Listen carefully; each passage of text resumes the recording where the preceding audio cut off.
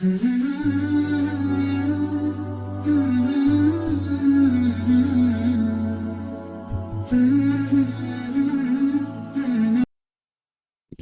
alaikum wa rahmatullah.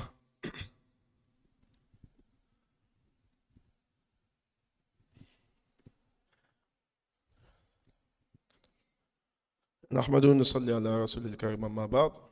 For my dear respected brothers, when you see in the hadith, the Prophet alayhi salam, he came with, even in the Quran, not only the hadith, the Prophet alayhi salam came with so many miracles. Like he come in Bukhari, I think, that once he was with his companions, the Sahaba, then he had not enough, they had not enough water, you see. So the Prophet ﷺ put his hand on the small amount of water, and behind every les doigts, comment on dit les doigts? Every fingers, behind between every fingers, it became like a fountain, and water was flowing and flowing and flowing. So this is a big miracle. And like we know, the Prophet ﷺ also, Allah subhanahu wa ta'ala made him spread the moon in two. Or one day he was talking to somebody, and he was preaching him to Islam. And this guy asked the Prophet ﷺ, who is your witness of what you're saying? The Prophet called the tree, and Allah subhanahu wa ta'ala, he made the tree walk, and the tree talked, and the tree make the shahada. So all this miracle, there is big miracle. There are big miracles in the life of the Prophet ﷺ. But the biggest miracle, the Prophet said it in his word, is the Quran. The biggest miracle, we have it, is the Quran. So the Quran is a guide for us. You will never find any situation in your life, any situation, and you seeking for guidance. Like, okay, how should I act upon that situation? How should I react? Until you will not find the guidance in the Quran. Every situation, because Allah subhanahu wa ta'ala Jalla wa ala is the one who wrote our destiny. So is the one who wrote every situation of every single of us, and you will find the guidance in every situation in the Quran. So this is why, my dear respected brother, one of the signs of the end of the time, that the Prophet ﷺ say people are reading the Quran, but is not going under their truth. They are not touched by the Quran. Their lives are not changing. So this is a problem, my dear respected brother. The Quran should be our GPS in the life. Like you're lost. Imagine you're lost. You have no more data in your cell phone. You're totally lost in somewhere in Quebec. Then you find the Tim Horton. Then you can connect to Wi-Fi. Then you see the road. This is the Quran.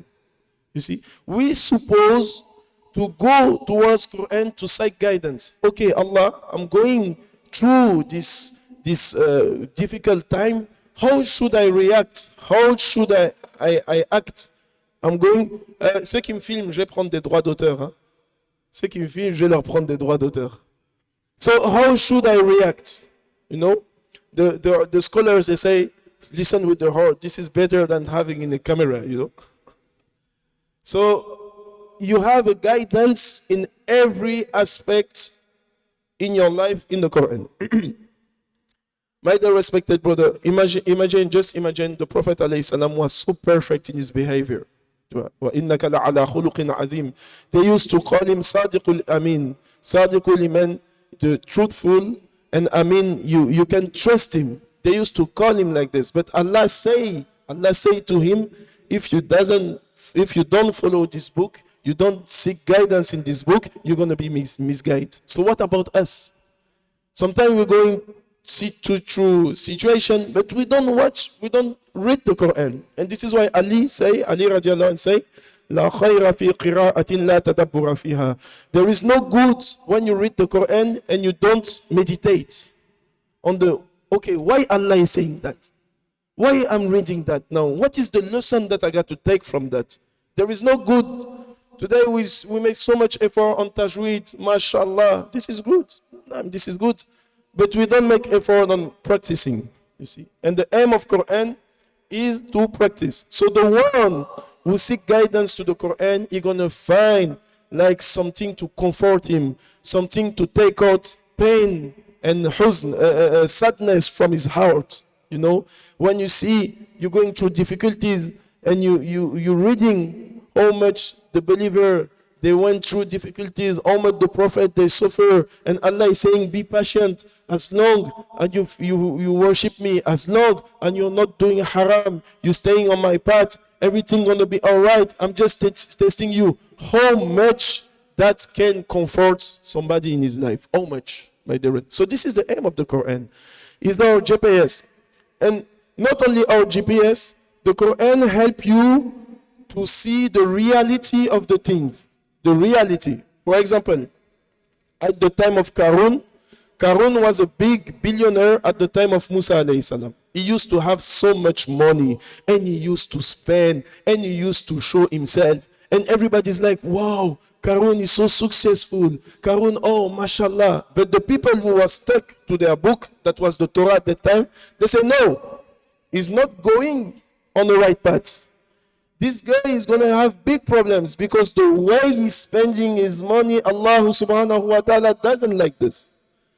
So there are two groups. There are the groups who used just to see the image, and the group who used to know, no, something bad going to happen to him. Don't wish to be like them. Don't wish to be like him. And look at how he ends. Allah subhanahu wa ta'ala destroy him. So sometimes it's an example, my dear brothers. In the family, you have somebody become rich and successful, and his behavior start changing. He's become proud, and you know he's not respecting anybody. And some people are saying, "Oh, this girl is so successful. This guy." But you who are reading the Quran, especially like today, we read Surah Al-Kahf. There is this example. The guy have a lot of money and he become proud. How does it end?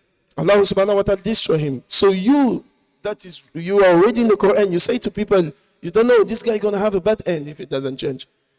And he became the scholar, they give an example, he became like the discussion of the snake and the, comment on dit la ceinture? The belt. The snake and the belt. There is two brothers, they are walking. So the one who has deen, the one who is stuck to the Quran, he read the Quran, you see, trying to understand what Allah is saying to him. And the other, he doesn't do that. He's far from Allah. So they see something, and the guy who is far from Allah, he say, wow, what a nice belt. And the other say, oh, dear brother, this is a snake. This is not a belt. No, I swear, this is the belt. No, brother, this is a snake. And the guy is like, no, you're jealous. How come I'm jealous? I'm trying to warn you. Sometimes you see somebody having a good business, but there is haram in it. You know the Quran. You're warning him. No, brothers, you're going to have a bad end.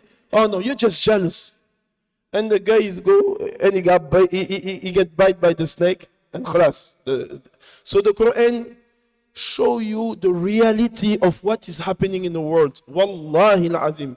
You can describe the situation of a country socially, economically with the Quran for the one who meditates. You can understand everything that is going. What Harvard University is not going to tell you, what Concordia University or McGill University what never going to tell you, you can have the solution and the answer by reading the Quran with tadabbur, with meditation.